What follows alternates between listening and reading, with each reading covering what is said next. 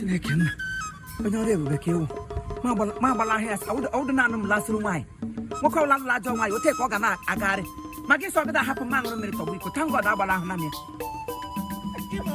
gara m ebe m gaje biko ụmụ agbọghọbịa fere ofu ka okenye eme nwaanyị ga-esi m aga mmemme ala tụkwa agụ Jizọs ihe ma gị kpọwa ahụ na m ugbu a maka eche ma agbala ahụ na nga elu ga-amụsị hello Elihi na-akpọrọ m Elihi ọnwụ why you call me what is call me to Elihi kpọgara m for Elihi na-ewugun elebi gaji eso mọsụ ọnọ na ndụ hụ ọnwa ọ nọ n'ime ụlọ mara ihe zụrụ n'ahịa ele otu isi mara na o nwere ebe m gaji nwaanyị amụsịrị akwụkwọ ụra eche m ise ịnọdụ n'ụlọ ele otu isiri mata na ya nwere ebe m gaji anọdụ m n'ụlọ awụnụ m onye na-ata achị anọghị m n'ụlọ quite alright sọsọ ugbu a m sị ka m gaa n'eshi m gụghelie ya ihepụ elebi gaji anyway agaja m meeting ndị Daddy G.O. sa anyị taa ụbọchị a eyiri sị onye ọbụla wụ ndị ọkọt nọ na Daddy G.O. meeting na fellowship anyị taa ka a ga-eji ekpere mee fasting and prayer kpepụga ha n'ekiti anyị ọ ebe m gaji akwadoro m yi nwa ihe mbụ baịbụl m ọ ebe m gaji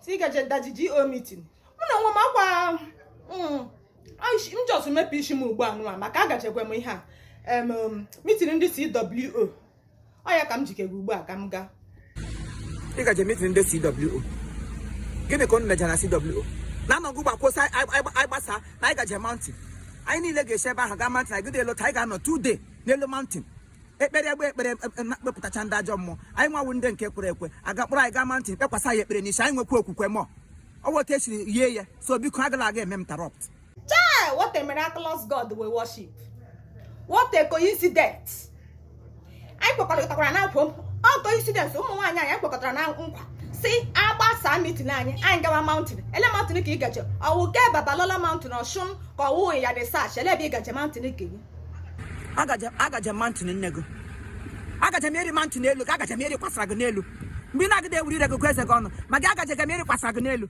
what is your problem agaje m eri kwasara gị n'elu ọ mountain elu gị what is it egbe eluigwe gbagbukwere m gị egbe eluigwe gbagbuoro m gị ya egbe eluigwe bụ ya gbago egbe eluigwe ya gbago okorobịa hụ taa papa mmadụ ka gị na gị were ashị kwara akwa ịgaje gị meeting ndị GO efe iyi ugbo ihe milik gị ahụ ihe osutu mek gị kootu up and down gị ihe oyiyi inyerela na mọfụla ndị ọkọtụ unu n'olu inyerela na ya kpụrụ okpu gị ịgaje meeting ndị GO mgbele baịbụl ukwu gị gbasara gị lekwa anya mgbe nwaanyị mma Samantha mgbe ọ kpọrọ m na fon ọsụdụ di na nwunye nwere mgbe asa anyị na-akara anyị ntu were na-elekọpado mụ na gị na-abụ sa anyị abụọ bịaje birthday we mma Samantha Amaechi Samantha wom ele aha ya anụ kedu aha ya ka ọdọ Adaugo ọwa aha nne m mgbe mma m ha wa abụọ bịa wa Adaugo ka ọ zara ya lecha anya sị mma ịwụ nwa Adaugo na ọkwanụ ndị bụ Adaugo ga-abịa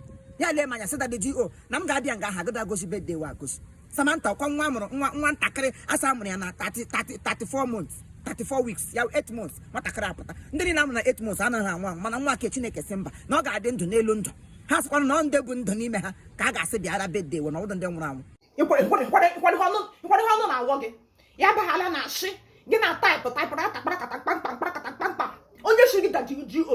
Chineke mụ na onwe m nọ nga enwe m idea iwe ahabụ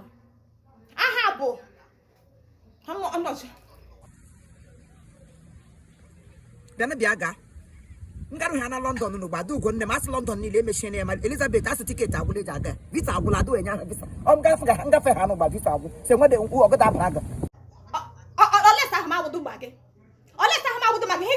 onye gị dakwa na hitro gị mara sọ wụdụ m gị daa na hitro gị ma sọ wụhụ m nke ị ga-ada na Atlanta Ocean ọkwago Atlanta Ocean onweghị n'abalị get behind me Satan get behind me ịwa n'ọsha ị ga-akalaga ị ga-agba Atlanta n'ime ocean ahụ then you ọnụọsha nwụrụ anwụ Adaugo nwa m happy birthday biko hapụ area because na phone m get behind me it's under my phone Adaugo happy birthday Come on, get behind me. Arabaza wagafo. Otolam phone shake na isi mebie kwego. Gide sare mo sare ga mo do. Why you na phone obrogo? You go afisi eja ga London. Adugo happy birthday my daughter. Long life and prosper. Ibagole wa na ibelo wa na ndo n'uju. Ihe ọma ga na-emere gị ga azụ nne gị ị ga-eto n'ihu nne gị to n'ihu nna gị for the fact na ibela abịarị ndụ. Long life under prosperity on gị makpurule ihe egbe. Ị ga-etogide ndụ taa. Ihe niile ejiri mụgụ n'ụwa na ị ga-emezucha n'aha Jizọs Kraịst bụ onye nwanyị. Amen. Ma gị mega bịa nga ahụ mkpachi ekpere m. Ma gị tee gị ụkwụ nga ahụ ma gị ma nne gị mkpachi ekpere m. Ala London ga-anụ nkọtụ mụ na ya na-aba. Happy birthday my daughter. Adugo happy birthday no. Happy birthday. Ị ga-arị ndụ. Bara ndị mụrụ gị uru. Ị ga-arị ndụ bara ndị mụrụ gị uru. Masha. Ị ga-abara ndị mụrụ gị uru. Happy birthday. Nwatakịrị ọma. Samantha. Imo nwanne m. Onye ọ ga-adịrị mma.